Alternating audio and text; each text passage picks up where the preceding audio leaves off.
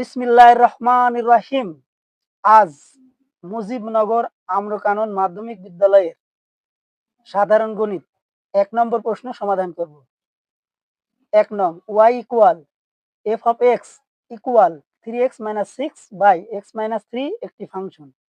ক f of -1/3 এর মান নির্ণয় করো। খ f of x plus 1 by f of x minus 2 equal what? দেখাও যে f of y equal x।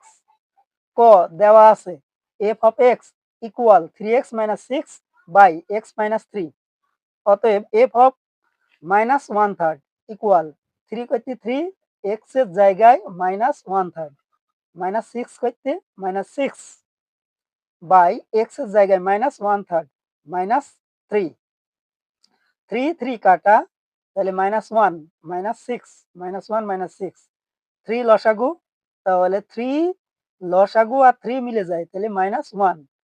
এটার হর নাই, হর না থাকলে ডাইরেক্ট গুণ, 3 ত্রিককে 9, তাহলে -1 - 6 -7 বাই -1 -9 -10/3। এখন 7 ইন্টু উল্টে যাবে, তাহলে হর হবে লব, লব হবে হর, তাহলে 3 উপরে -10 নিচে বা 10 নিচে, তাহলে মাইনাস মাইনাস কাটিয়ে গেল, তাহলে 7 ইন্টু 3 উপরে 10 নিচে, তাহলে 7 ইন্টু 3 উপরে 10 নিচে, উপরে লবকে লব দ্বারা গুণ, তাহলে 3 7 21/10। এটাকে যদি আমরা মিশ্র করি 10 2 20 আর 1 21, হর অপরিবর্তনশীল, তাহলে 2 সমস্ত 10 ভাগের 1 ভাগ, এটাই হলো অ্যান্সার। দেওয়া আছে f of x equal 3x - 6 by x - 3।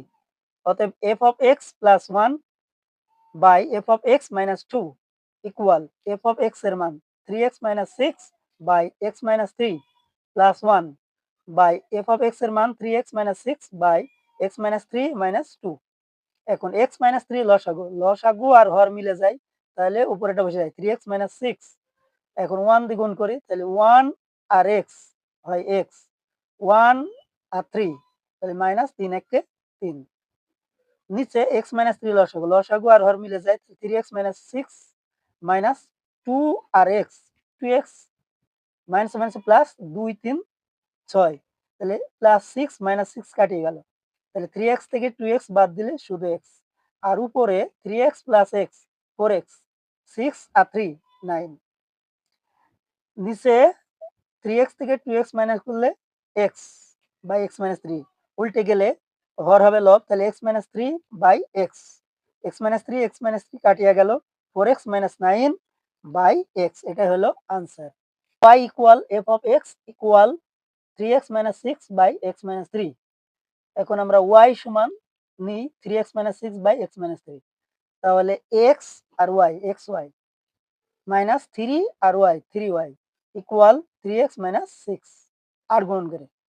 এখন xy বসে গেল, প্লাস আছে ডান পক্ষে, বাম পক্ষে আসলে মাইনাস, তাহলে -3x, -3y বাম পক্ষ আছে, ডান পক্ষে গেলে 3y -6, x কমন, তাহলে x কমন নিলে x বাদ দি y, x বাদ দি -3, 3y - 6, এটা x এর সাথে ইনটু হিসাবে আছে, তাহলে ইনটুর বিপরীত হবে ডিভাইডেড, তাহলে y - 3 নিচে, 1 নং সমীকরণ। আবার f of x সমান 3x - 6 বাই x - 3, অতএব f of y equal 3y - 6, 3 into x এর জায়গায় y - 6, x এর জায়গায় y - 3, 2 নং সমীকরণ। তাহলে আমরা x এর মান আর f of y এর মান সমান, তাহলে f of y equal x, শুন।